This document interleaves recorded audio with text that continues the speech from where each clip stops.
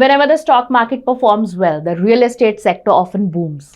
You would have likely noticed this trend in the past couple of years. For instance, DLF sold 1100 luxury flats worth 8,000 crore in Gurgaon in just 3 days. Similarly, Godrej Properties sold 1,050 flats worth 3,000 crore in Mumbai again within 3 days.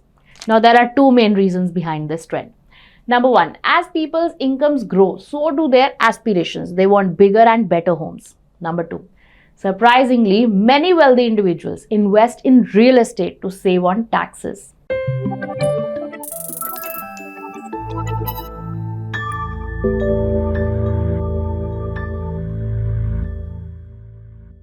Hello and welcome to our channel 5-Minute Finance by ET Money, where we talk about the basics of investing and personal finance.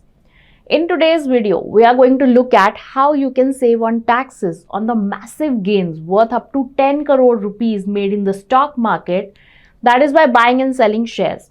To be precise, we are going to discuss in detail section 54F of the income tax.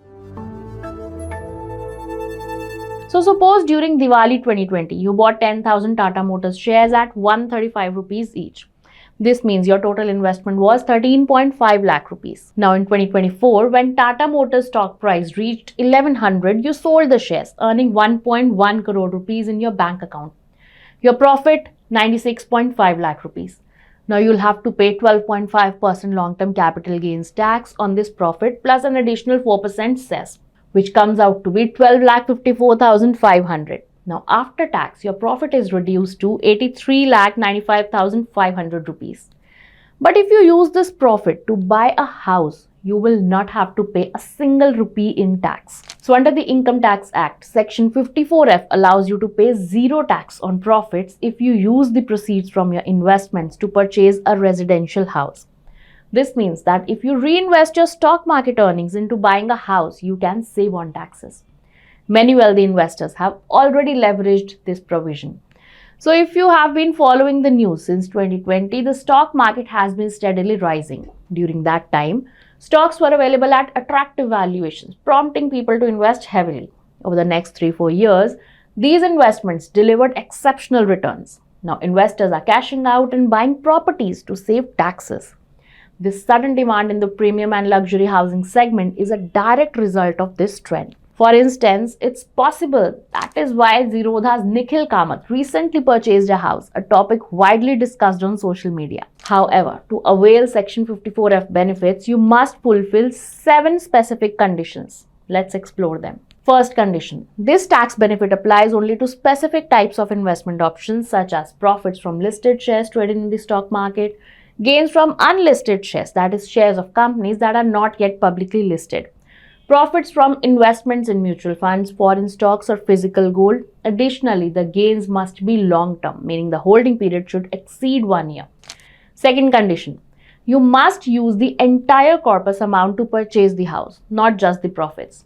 For instance, if you invested 20 lakh in mutual funds and it grew to 1 crore, your profit is 80 lakh rupees. But to avail of tax benefit, you must use the full 1 crore for buying the house, not just the profit amount.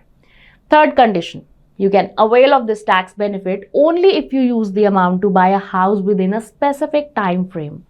If you are purchasing your new property, it must be bought within 2 years from the date of selling your investments. If you are constructing a house, the construction must be completed within 3 years. Interestingly, if you purchased a residential property within 1 year before selling your investments, you are still eligible for the tax benefit. Fourth condition. Now this is crucial.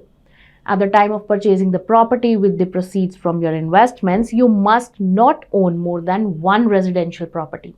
Otherwise, you won't be eligible to avail benefits under section 54F. Fifth condition. The money must be used exclusively to purchase a residential property. You cannot use this amount to invest in land or commercial property. Sixth condition. After purchasing the property, you must remain invested in it for at least 3 years. You cannot sell the house before this period. If you sell the property within 3 years, you'll have to pay taxes on profits along with penalties, interests calculated from the date you sold your original investment. Seventh condition. Since many ultra-rich people also benefited significantly from this tax hack, the government has introduced some restrictions.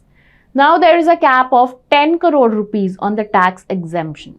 For instance, if your total investment proceeds are 12 crore and you purchase a property worth 15 crores, the tax exemption will apply only to the first 10 crore. On the remaining 2 crore, you'll have to pay a 12.5% long-term capital gains tax, which amounts to 25 lakh rupees.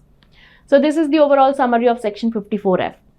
Now, what happens if you sell your house after 3 years? Will you have to pay taxes? Well, if you sell the house for a profit after 3 years, you'll have to pay taxes as usual, as is applicable normally when selling a property. The only point you'll need to remember is that typically if you sell a house after 2 years, the profit is classified as long-term capital gains and you'll be taxed at 20% on the profit. But if you have used Section 54F, you must remain invested for 3 years. Now, there is no doubt that Section 54F is a great way to save tax on your investment gains, but it is not as simple as it seems theoretically. So, in stocks or mutual funds, you can convert your investment into cash whenever you want, but real estate doesn't offer the same flexibility.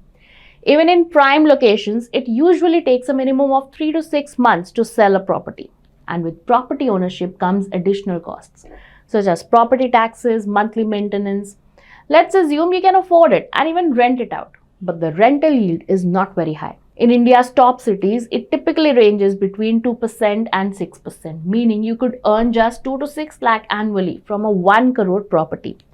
On top of that, rental income is taxable according to your tax slab. So the overall net benefits are not as substantial as they might seem initially. If you instead reinvest that same money in long-term stocks or equity mutual funds, your tax liability will be lower and managing the investment will be easier. But yes, if you genuinely plan to hold on to property for long term, Section 54F can be very beneficial. But if you want to buy property to save taxes and with an intention to sell it after 3 years, the benefits may not be as significant. And with that, we have come to the end of this video. Let us know how you found the video in the comment section. If you have any questions, feel free to ask. Mutual fund investments are subject to market risks. Read all scheme-related documents carefully.